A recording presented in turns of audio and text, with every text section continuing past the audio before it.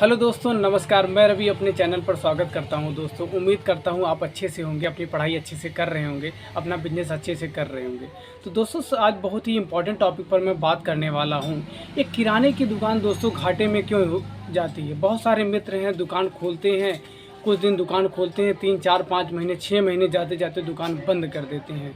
तो किराने की दुकान में घाटा क्यों हो जाता है दोस्तों, उसके पीछे रीज़न क्या है। तो दोस्तों, आज मैं जो है कि बहुत सारे पॉइंट्स को लिखा हूँ, उसके रीजंस क्या, लगभग 10 पॉइंट्स मैंने लिखा है और आपसे दोस्तों मैं डिस्कस करूँगा क्या वो रीज़न है, क्या वो कारण है जिसकी वजह से आज जो है बहुत सारे भाई लोग दुकान खोलते हैं, 5 महीने 6 महीने जाते जाते दुकान जो है घाटे में चली जाती है और पता लगता है कि 3 से 4 महीने में दुकान बंद भी हो जाती है।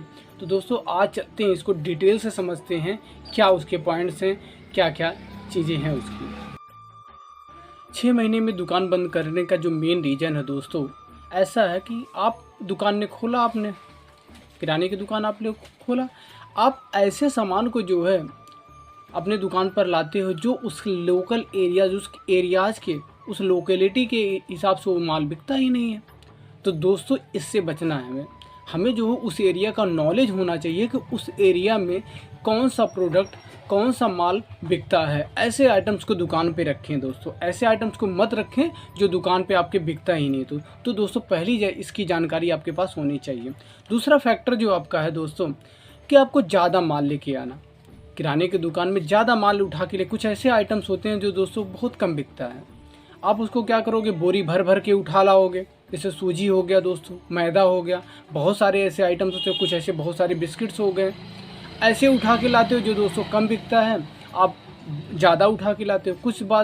कुछ महीने बाद क्या होगा, कुछ महीने बाद एक्सपायरी हो जाएगा। आप क्या करोगे, आपका तो नुकसान होगा, एक्सपायरी हो गया। अगर आपका अच्छा ब्रांड का है तो उसको आप वापस करोगे तब भी वो 10% ही देगा, 10% ही कटेगा उस पर। तो दोस्तों, इसका ध्यान रखना है आपका। तीसरा जो सबसे बड़ा फैक्टर होता है दोस्तों, कोई माल आपने लेकर आया, एक्सपायरी हो गया, अब क्या करोगे आप उसको, तो सोचोगे यार मेरा नुकसान होने से मैं कैसे बचूं। तो आप उसको क्या करोगे, आप उसको जो किसी कस्टमर को सेल कर दोगे दोस्तों। और वो बंदा क्या करेगा, घर पे जाएगा, डेट एक्सपायरी पढ़ेगा तो देखेगा डेट एक्सपायरी। दोस्तों, आज के सारे लोग पढ़े लिखे लोग हैं, इतने वो नहीं हैं, पढ़े हैं, जो पढ़ते हैं, सारी चीज़ों को ध्यान में रखते हैं। आप क्या करोगे कि वो क्या करेगा, घर से जाने के बाद देखेगा डेट एक्सपायरी है, वो ला के आपके यहाँ वापस कर दिया, आपका नुकसान हो गया। और 4 बंदों को और बताएगा भाई उसके यहाँ मत जाना, वो तो एक्सपायरी माल बेचता है। तो ऐसे में दोस्तों, इस बात का बहुत विशेष ध्यान रखना है दोस्तों आपको। दोस्तों, से दिक्कत होती है दोस्तों, पता लगा कि आपके बहुत सारे बंदे आए, बोले कि हमको उधार चाहिए, उधार चाहिए, बहुत सारे लोग आ रहे हैं, आप दुकान चलाने के चक्कर में, नए दुकान है, आप देते जा रहे हो, देते जा रहे हो। पता लगा कि आपकी जो पूंजी आपने लगाया है वो भी खाली होती जा रही है दोस्तों। तो पता है एक दिन ऐसा आएगा कि एकदम जान लीजिए दुकान बंद होने की कगार पे आ जाएगा। तो दोस्तों, दुकान 100 जो किराने की दुकान में 100% उधारी होती है दोस्तों।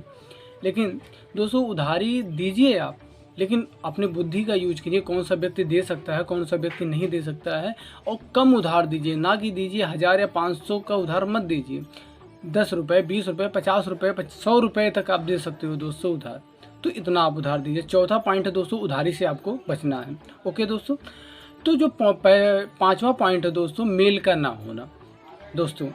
तो दोस्तों, मेल का ना होना दुकान पे बड़ी दिक्कत होती है। पता लगा कि आपके यहाँ कस्टमर कोई आया, उसको 3-4 सामान चाहिए था, पता लगा 2 सामान तो आपके यहाँ मिला, तीसरा आपके यहाँ है ही नहीं।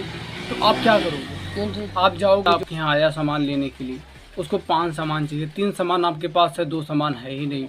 वो बंदा क्या करेगा, दूसरे शॉप पे जाएगा, दूसरे ग्रोसरी शॉप पे जाएगा, तो वहाँ का वो जो शॉपकीपर है देखेगा यार 3 माल ये कहाँ से ला रहा है, पूछेगा भाई कितने का वो दिया, बोलोगे इतने का दिया, बोलेगा कि भाई मुझसे 1 रुपये 2 रुपये और कम ले लो।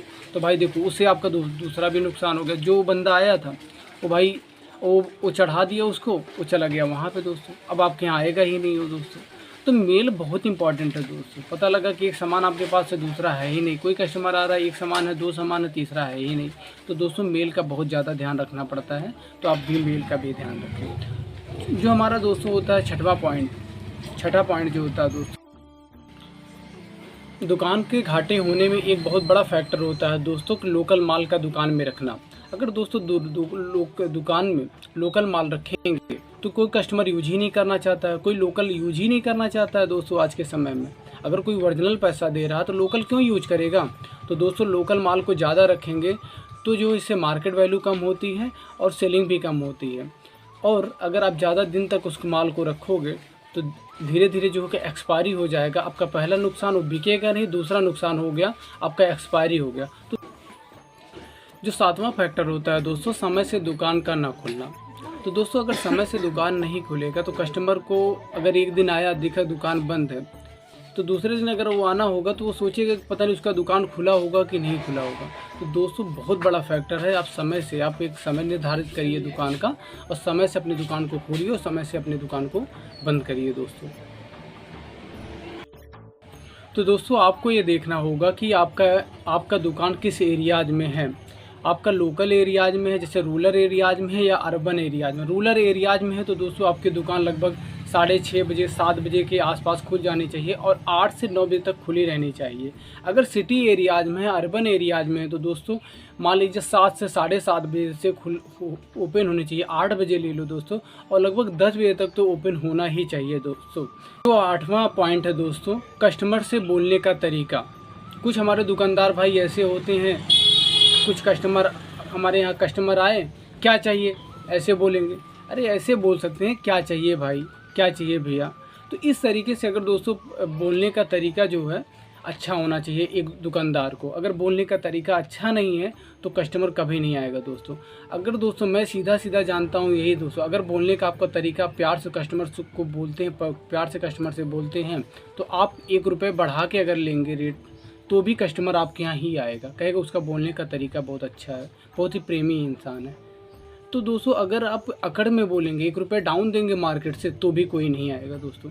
तो आपका बोलने का तरीका दोस्तों अच्छा होना चाहिए कि कैसे कस्टमर से प्यार से क्या चाहिए भैया, क्या चाहिए भैया। तो इस तरीके से जो है कि एक दुकानदार को होना चाहिए। बोलने का तरीका बहुत इंपॉर्टेंट होता है दोस्तों, तो इस विषय का बहुत ध्यान रखें आप। तो हाँ दोस्तों, जो 9वां पॉइंट हमारा दुकान पे साफ़ सफाई का ना होना। तो दोस्तों दुकान पे साफ़ सफाई का बहुत ही खासा ध्यान रखा जाता है दोस्तों। कोई चीज़ खुला ना पड़ा हो, उसमें चूहे ना दौड़ रहे हों, उसमें धूल मिट्टी ना जमा हो। कोई अगर मानो सपोज करो दोस्तों, कोई कस्टमर आता है बिस्किट मांगता है और आपने ऐसी बिस्कुट उठा के दे दी जिस पे धूल लगा हुआ है दोस्तों, आपने कभी पोछा मारा नहीं। तो जब भी आपको समय मिले तो दोस्तों झाड़ू पोछा नहीं है, झाड़ू पोछा आप कर लो। तो साफ़ सफाई का भी बहुत ध्यान रखना पड़ता है दोस्तों। अपने दुकान पे साफ़ सफाई रखें और कस्टमर बढ़ाएं। दोस्तों जो लास्ट हमारा पॉइंट है दोस्तों, 10वां पॉइंट है सामान का रेट ज़्यादा होना। तो दोस्तों सामान का रेट का ज़्यादा मत लगाइए दोस्तों। अगर उसमें 5 रुपये 6 रुपये 10 रुपये आप कमाइए, ना कि कोई सामान आप 50 का ला रहे हैं तो 90 रुपये 80 रुपये में बेच रहे हैं। नहीं दोस्तों, ये गलत है दोस्तों। 50 रुपये का ला रहे हैं 60 रुपये में बेचिए, 55 रुपये में बेचिए, ये होता है तरीका दोस्तों। पता लगा कुछ ऐसे सामान होते हैं दोस्तों किराना शॉप पे या ग्रोसरी शॉप पे, जिसका पता लगा दोस्तों को वो जो है कि 70-80 रुपये का पड़ता है और उस पर रेट लिखा होता है दोस्तों 140 रुपये 150 रुपये। तो 130-40 रुपये नहीं लेना है दोस्तों। अगर आपका 100 तक बेच सकते हैं दोस्तों तो आप रेट का भी थोड़ा सा ध्यान रखें। तो दोस्तों मैंने 10 पॉइंट्स की आपसे हमने डिस्कस किया है दोस्तों, तो इसका बहुत ही आप ध्यान रखें दोस्तों। अब इन चीज़ों से थोड़ा सा बचें और डेफिनेटली आपका दुकान चलेगा दोस्तों, बंद नहीं होगा, घाटे में नहीं जाएगा। तो दोस्तों एक बार अपने पॉइंट्स को मैं 10 पॉइंट्स को एक बार फिर से रिपीट करना चाहता हूँ दोस्तों। पहला है कि ऐसा सामान जो है दुकान पर ना लाएं जो आपके लोकेलिटी के हिसाब से नहीं बिकता है। दूसरा है ज़्यादा माल मत लेकर आएँ दोस्तों। तीसरा है हमारा एक्सपायरी माल को ना सेल करें दोस्तों। चौथा हमारा उधार कम दें। 5वां है मेल का ना होना। तो दोस्तों दुकान पर मेल रखें आप। लोकल माल थोड़ा सा कम बेचें दोस्तों। दुकान टाइम से खोलें।